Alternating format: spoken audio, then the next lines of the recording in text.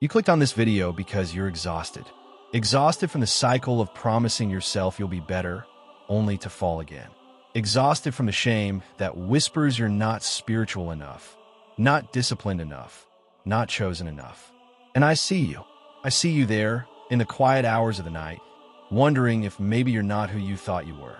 Wondering if this struggle disqualifies you from the very purpose you feel burning in your chest. Here's what everyone gets wrong. I mean everyone. They treat lust like a behavior problem. Just stop looking. Just stop thinking about it. Just pray harder. Fast more.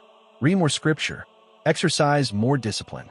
But I've spent my entire life studying the architecture of human morality, the structures that govern how we make choices, how we experience duty, how we navigate between what is and what ought to be. And I can tell you this with absolute certainty. Lust isn't a behavior problem. It's a translation problem. Your body is speaking a language your spirit hasn't learned to interpret yet.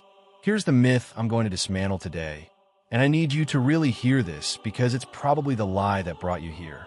The myth is that chosen ones struggle with lust because they're spiritually weak. That if you were truly called, truly anointed, truly set apart, this wouldn't be such a battle. That your struggle is evidence of your unworthiness. But the truth that I've observed in every person I've ever counseled who carried this burden is that you struggle because you're spiritually sensitive. You feel everything more intensely. Beauty stops you in your tracks. Music moves you to tears. Injustice burns in your stomach like fire. And yes, desire surges through you like a river that's just broken through a dam. The same wiring that makes you capable of profound love makes you vulnerable to profound longing. The same depth that allows you to see the face of the divine in a sunset is the same depth that makes physical beauty feel like it could swallow you whole. You're not broken. You're awake in a world where most people are sleepwalking through their desires, never questioning them, never feeling the weight of them. So what you're going to walk away with today is not another lecture about why lust is wrong. You already know that. You've already beaten yourself up about it more than I ever could. What you're going to walk away with is understanding. Real understanding about why this is happening, what it actually means, and how to stop being at war with yourself. We're going to talk about the mirror principle, why your lust actually reveals your calling, not your corruption. We're going to explore the intensity paradox, why trying harder to stop actually makes it worse. I'm going to give you the Misplaced Hunger Framework so you can finally understand what your body is actually asking for. Then I'll teach you the integration method, how to transform desire instead of fighting it. And finally, we're going to talk about the chosen one's burden, why your struggle is actually evidence of your evolution, not your failure. This isn't a sermon. This isn't shame wrapped in spiritual language and handed to you with a smile. This is a map out of the war you've been fighting alone. So stay with me, because what I'm about to tell you is going to change how you see yourself. Before we dive into the 5 reasons, I need you to understand something foundational, something that will reframe everything else we're going to talk about. And it's this. Most people live their entire lives never seeing the gap between what is and what ought to be, between how things are and how things should be. They look at the world and they accept it. They look at themselves and they accept it. There's no tension there, no discomfort. They desire something, they pursue it, and they don't lose sleep over it. But you're not most people. You're what I call morally awake. And once you wake up, you can't go back to sleep. So let's talk about the first reason why chosen ones secretly struggle with lust. You've developed moral sight. Now, let me explain what I mean by that. When you develop moral sight, you start to see the invisible architecture of right and wrong that governs the universe. You see it everywhere. You see it when someone lies to avoid accountability. You see it when someone uses another person for their own gain. You see it in the systems that crush the vulnerable. You see it in yourself when you act out of selfishness instead of duty. And here's the thing about seeing. Once you can see the gap between what is and what ought to be, you cannot unsee it. I once received a letter from a young theology student. He was brilliant, devoted, spent hours in prayer and study. And he wrote to me in absolute desperation. He said, "Professor Kant, I see suffering everywhere and I cannot turn away from it.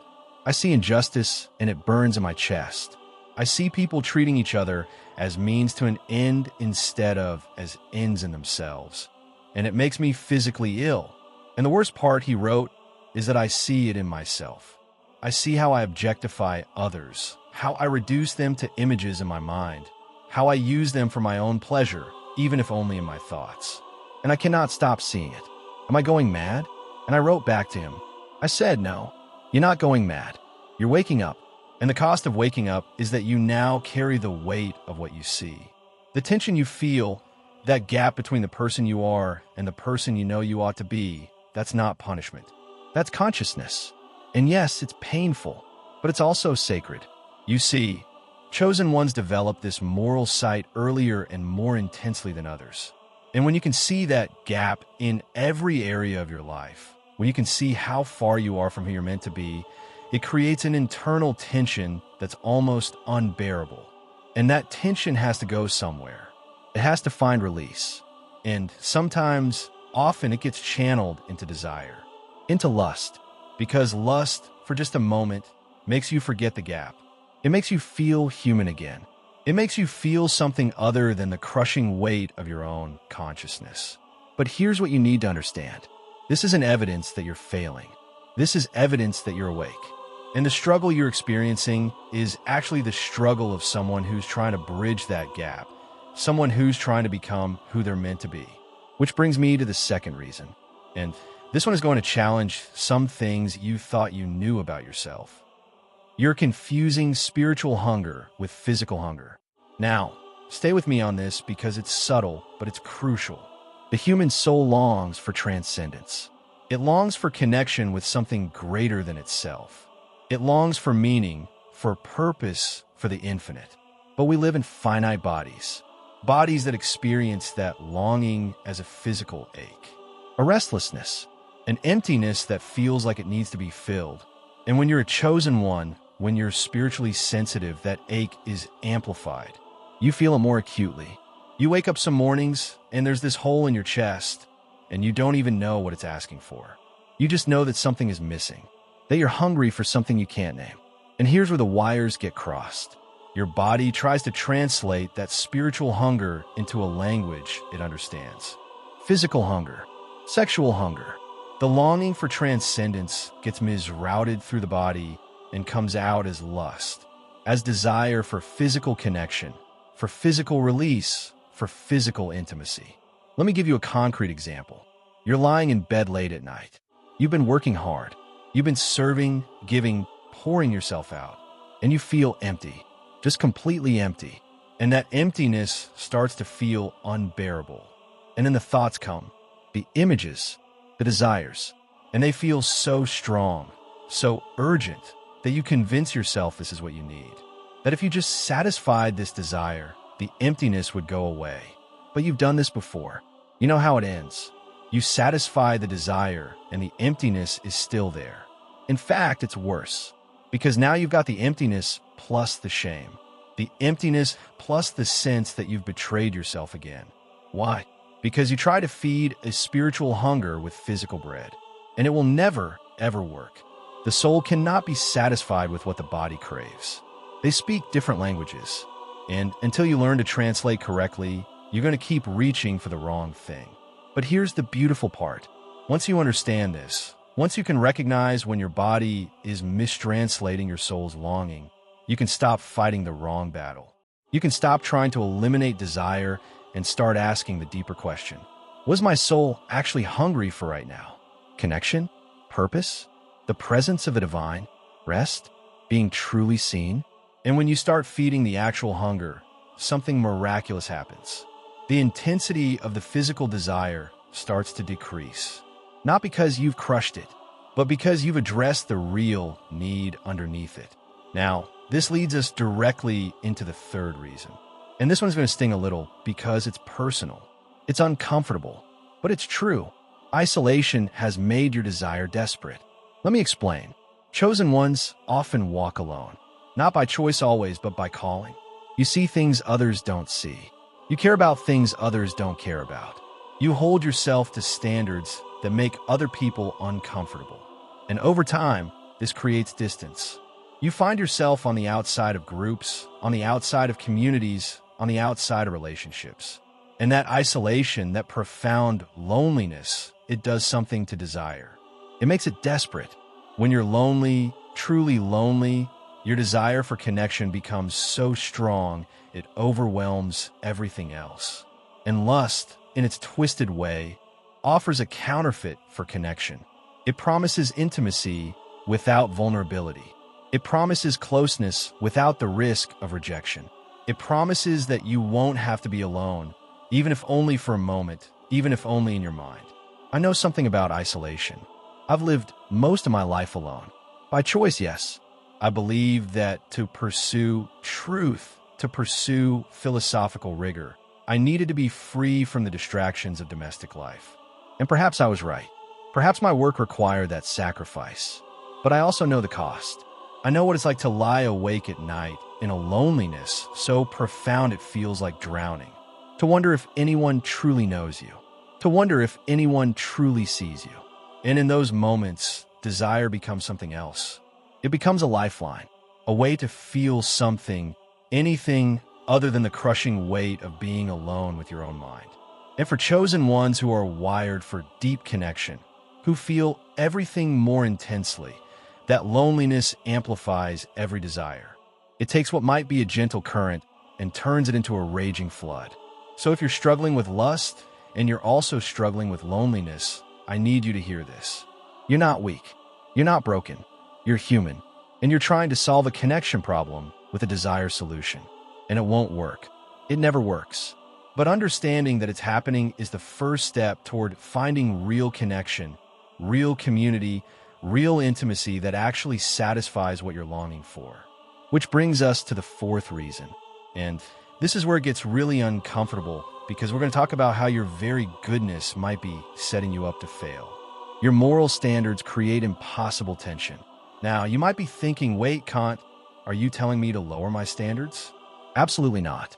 But I'm telling you that the way you're applying those standards to yourself is creating internal violence. Let me explain what I mean. When you're a chosen one, you develop what I call the categorical imperative applied to the self. You create these absolute moral laws that you must follow at all times without exception. I must never lust. I must never have impure thoughts. I must be in perfect control of my mind at all times. And these aren't suggestions. These aren't goals. These are demands. Absolute demands that you place on yourself. And here's the problem. You're not just a moral being. You're also a human being. You have a body. You have hormones. You have a brain that processes visual information and generates thoughts you didn't ask for. You have a nervous system that responds to stimuli, whether you want it to or not. And when you create these absolute moral demands that don't account for your humanity, you create a war. A war between the person you demand yourself to be and the person you actually are. And in that war, you're always losing. Because the standard is impossible.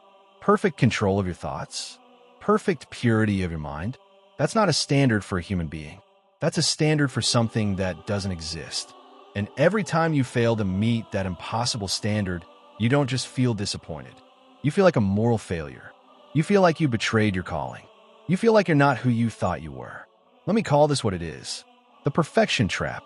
And it's brutal, because the harder you try, the more you fail. The more you fail, the more shame you feel. The more shame you feel, the more desperate you become.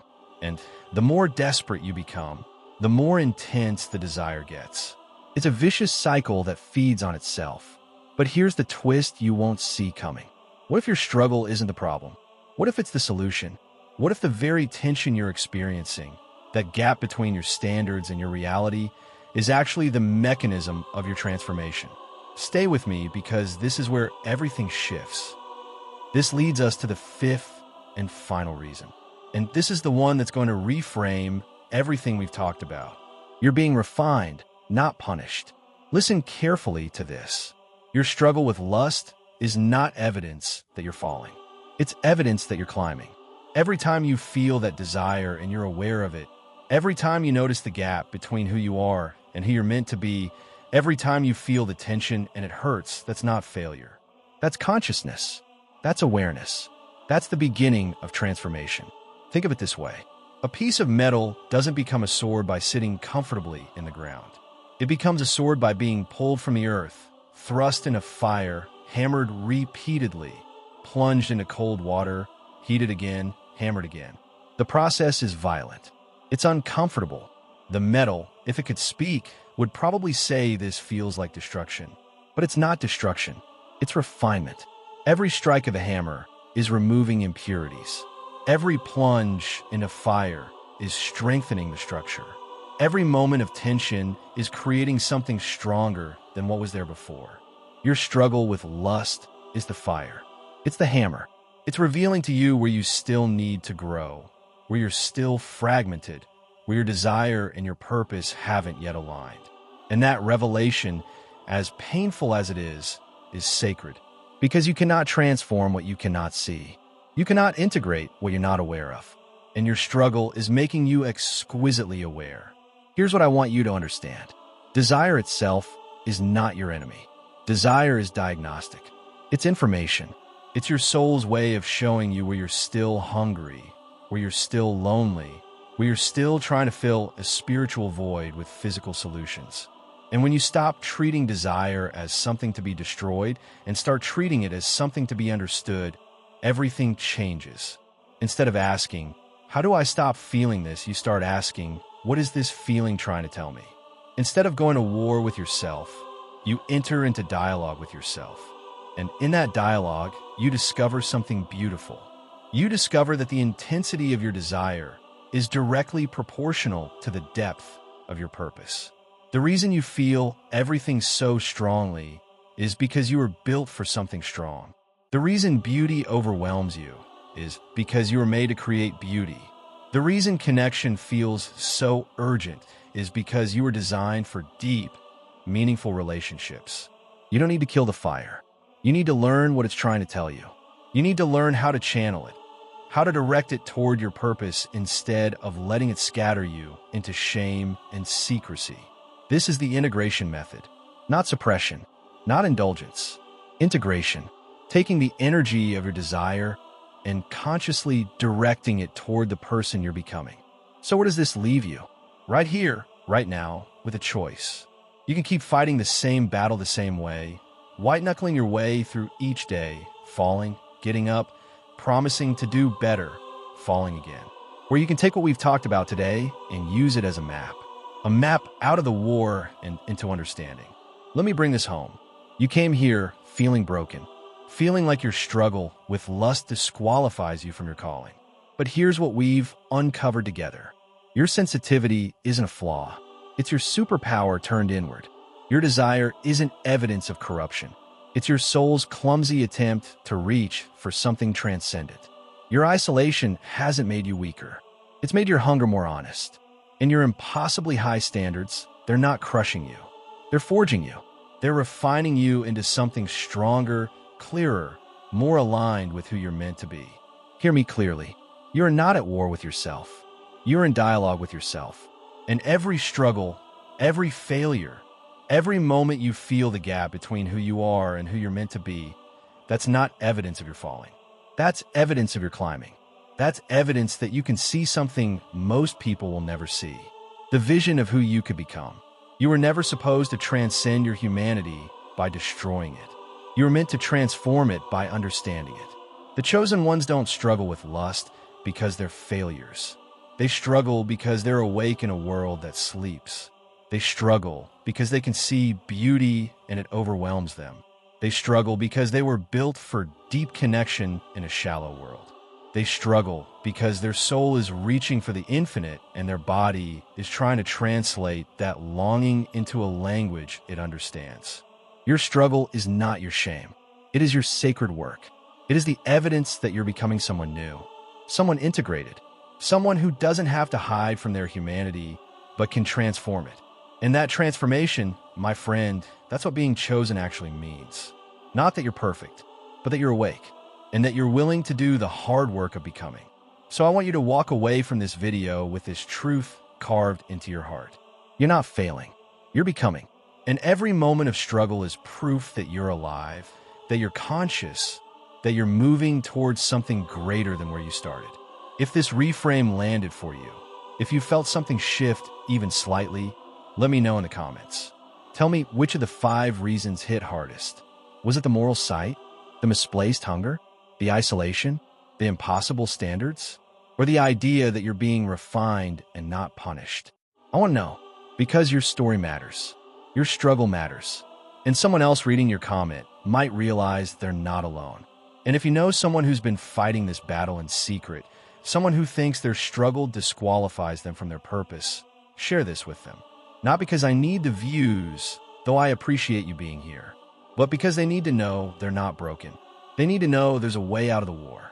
They need to hear that their sensitivity is sacred and their struggle is proof of their awakening. Subscribe if you want more of this. Philosophy that doesn't preach at you but walks alongside you. Wisdom that doesn't shame you but understands you.